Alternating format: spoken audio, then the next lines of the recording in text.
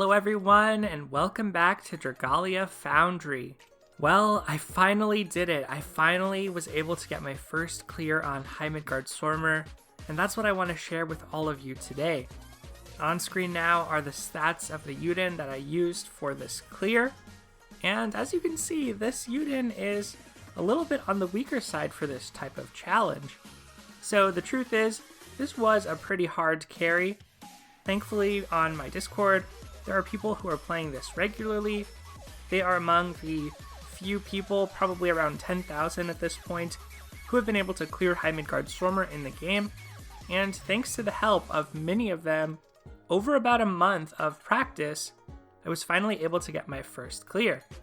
So my Yuden stats are so low that he can't actually survive the initial hit 100% of the time unless we're running a Vanessa on the team. But I just want to say a big thank you to everybody I played with before we get into the game. And I'm going to show the characters of my teammates so you can get a sense for just how strong they were and how much of the burden they carried. So big thank you to That Sickness, who ran Vanessa, Yezo97, who ran Verica, and Straightlace, who ran Mikoto. So I'll go ahead and go through their stats now, but I also want to say I started preparing for Midgardsormr back in early December. So I went through my Discord because all of my attempts have been there, playing with people who are also trying to take on Midgardsormr there, and actually try to count the number of rooms that were created in the lead up to this first clear for me.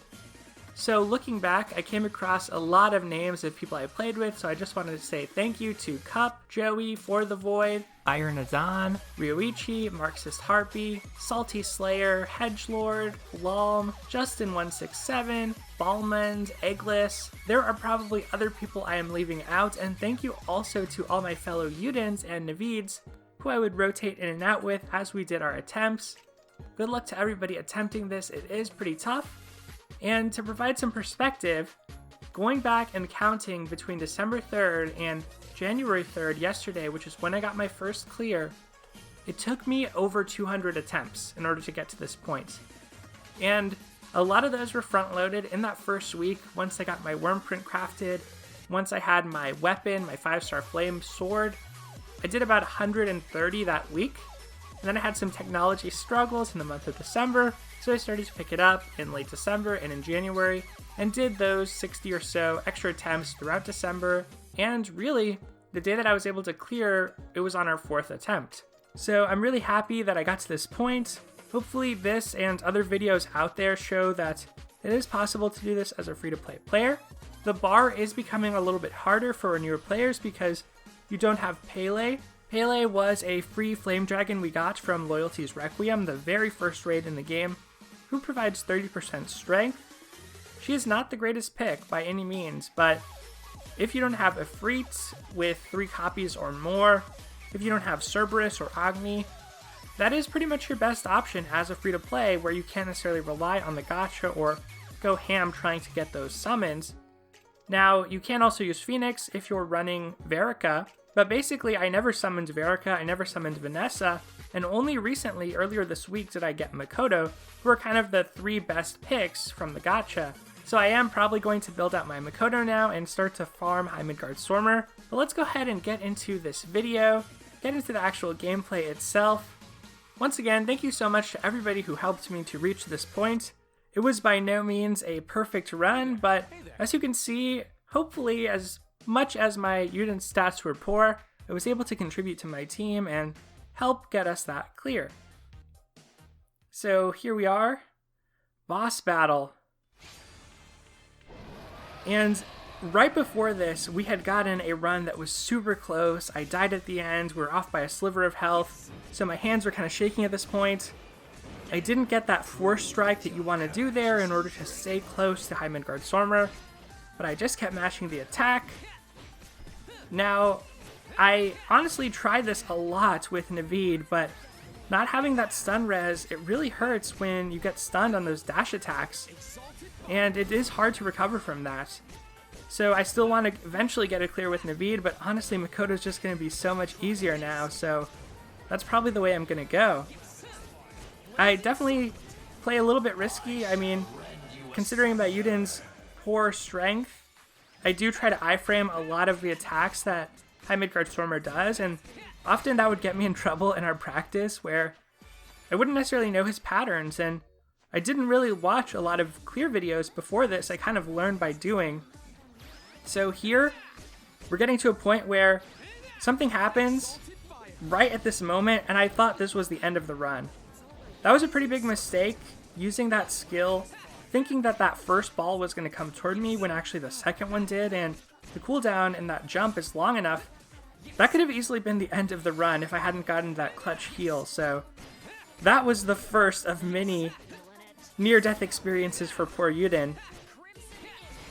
Now, as a Yuden, I really feel like unless you haven't summoned Verika or Vanessa, it's a pretty big commitment. I didn't go to 50 nodes, but you kind of need to if you really want to get there, and it does help to have strength dragons.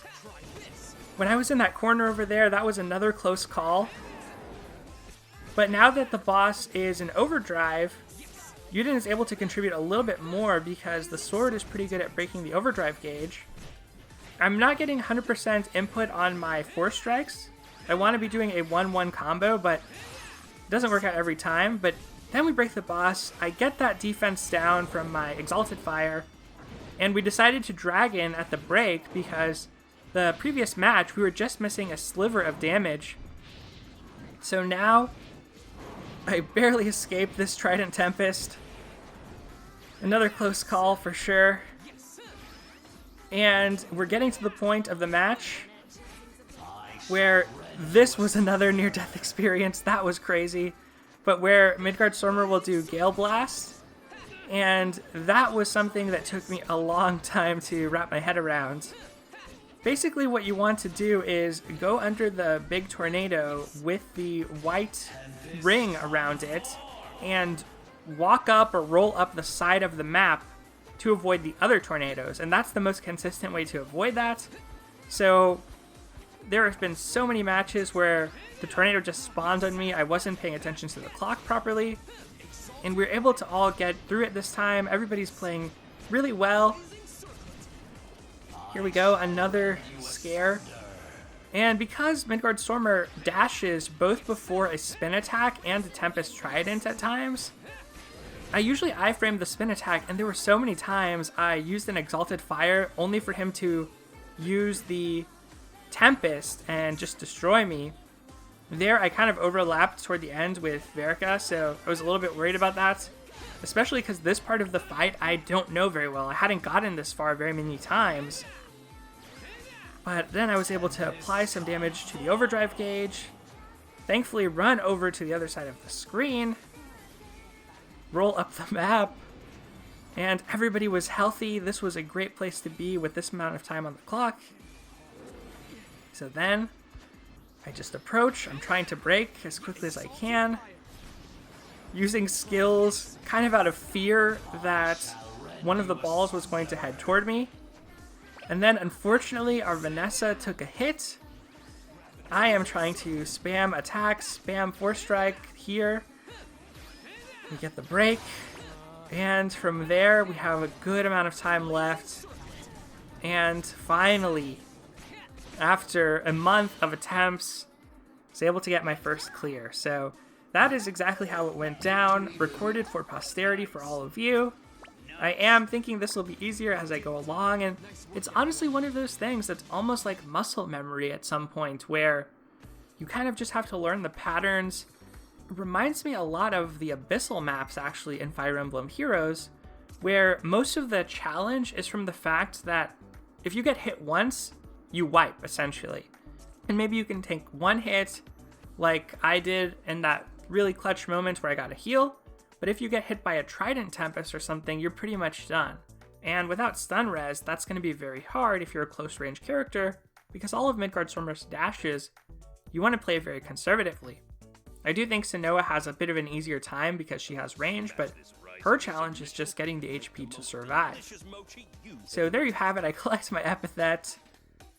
I guess it's on to Hybrid Hilda for me, but realistically, because you need a pretty highly unbound water dragon to participate in that, I only have one unbind on my Jean so far, so that is going to be a while away. So I think I'm going to be farming High Midgardsormr for a while. Try to collect this dragon and eventually use it against High Mercury.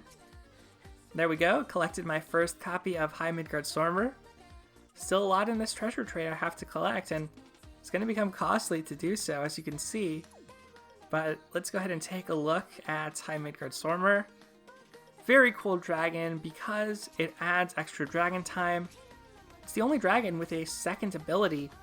Even though its stats are slightly lower than those you would expect from the gacha pool, it kind of makes up for that with its second ability. And it is a mixed strength and HP dragon, which is probably going to be necessary for taking ranged units to high dragon trials. But I want to reiterate that at the end of the day, this is kind of a personal challenge. It's an endgame thing. You don't have to do this at all. Really, the only reason you would even need this High Midgardsormr free dragon would be to take on the other high dragons. So it's ultimately up to you what you want to do. But thank you so much for watching, everyone, and thank you once again to everybody who helped encourage me and helped play with me in order to get to this point. It is really exciting as a free-to-play player, and I'm glad I was able to do it with Yuden before I built up my 5-star Mikoto. It feels like that was sort of the right thing and the right way for it to happen. And my dojos, for reference, were at level 17, so I could have worked on getting those up and getting my Yuden to 50 mana nodes. But obviously now it kind of makes sense to build my Blade dojos and build that Mikoto up. I'm definitely still riding the high from this clear, but hopefully it is the first of many to come. With that said, thank you so much for watching, everyone. Take care, and I'll see you next time.